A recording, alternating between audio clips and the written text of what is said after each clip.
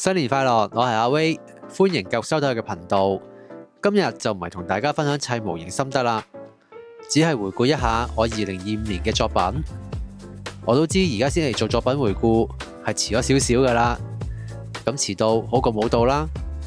開始之前就多謝大家對我一直嘅支持，尤其係揾我做代工嘅客人。老土啲講，冇你哋支持就冇今日呢個頻道噶啦。咁廢話唔講啦，我哋即刻開始啦。第一件作品1:35 R78 Wheel Type 配色。咁呢隻模型其實我已經砌過3次噶啦。第一次就係最簡單嘅掃組、滲線、燒光，另外2隻就跟咗客人嘅要求做咗 Wheel Type 嘅配色。咁大比例嘅模型要噴油改色，其實都有啲難度。我仲專程買咗一支0.6mm 大口徑嘅噴筆去噴一啲咁大嘅零件。當零件放大咗嘅同時，瑕疵水口亦都會同步放大，所以我亦都用多好多時間去製作。第二件作品 Artifacts 嘅 Dio， 啱啱先整完一隻咁大隻，即刻又跳去整一隻咁細粒嘅。Dio 喺 Artifacts 入邊算係比較易做嘅一隻，而且佢咁細粒，相對嘅要求就唔需要太苛刻啦。大致上望落唔係話油到出晒界，咁都收貨噶啦。我就幾中意呢一個系列啲機體嘅造型，如果可以放大翻少少比例就更好啦。第三件作品 MGEX 突擊高達黑夜配色。咁呢一隻係最簡單易做嘅一隻啦，只係噴咗全黑色，用咗 UV 水貼，同埋用埋 UV 滲線液，再打埋 UV 燈，咁就已經可以做到呢個發光效果啦。一個簡單易做，出嚟效果又靚嘅一個方法，大家都不妨試下跟住做。最近仲可以出咗隻全白色嘅版本，唔知有冇師兄入到手，可以留言分享一下。第4同第5件作品 SH Studio 嘅魔蟹，紅色、藍色。咁呢2隻模型都係同一套件，咁我就一齊講啦。呢2隻嘢絕對係我今年最大嘅挑戰，全隻都係 GK 件，大量嘅零件需要修正變形，組合不良，咁呢啲都係基本啦。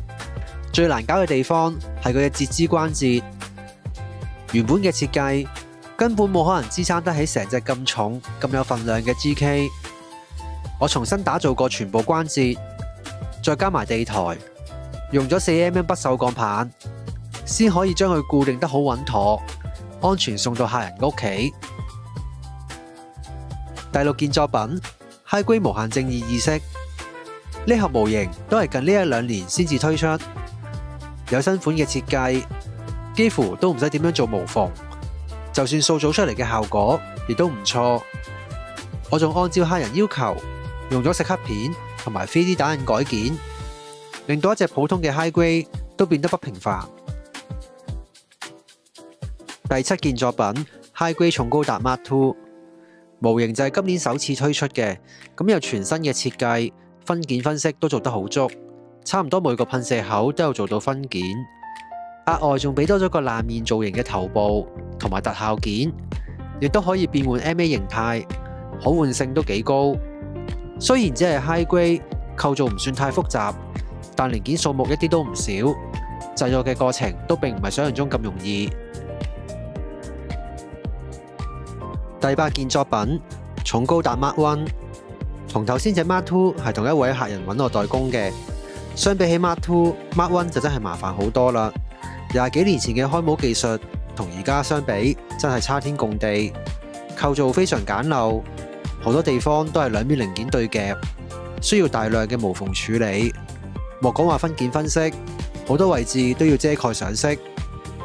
為咗將 Mark I 同 Mark II 嘅距離拉近，我新增咗黑線、細節同埋改造，希望令2副模型嘅年代感唔好相距得太遠。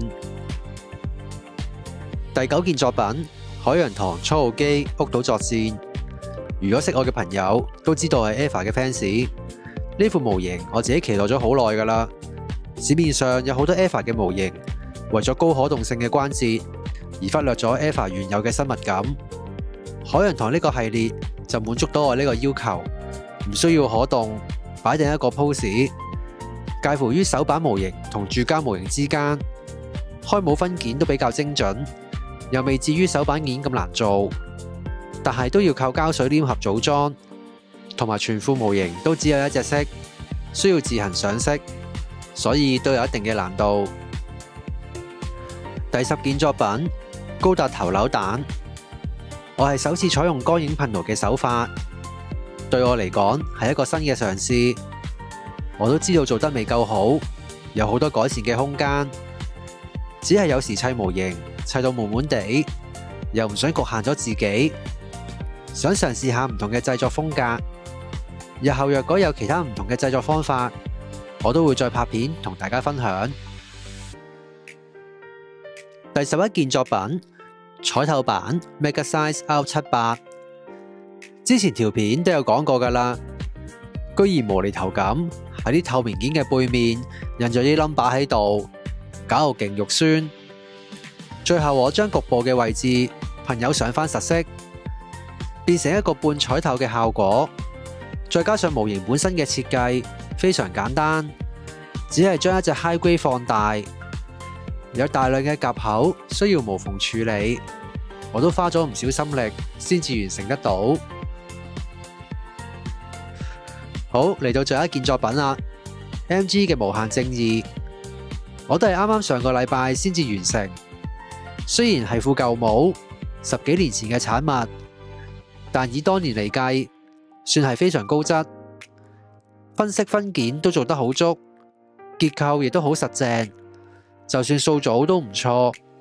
再加埋我用咗 GK 嘅改件，完成品係令人滿意嘅。好啦，咁今年一共12件作品就全部回顧完畢啦。再次多謝大家睇到最後，唔知你哋又最中意邊一件作品呢？可以留言話我知。睇完片就記得 CLS 啦。我哋下條片再見。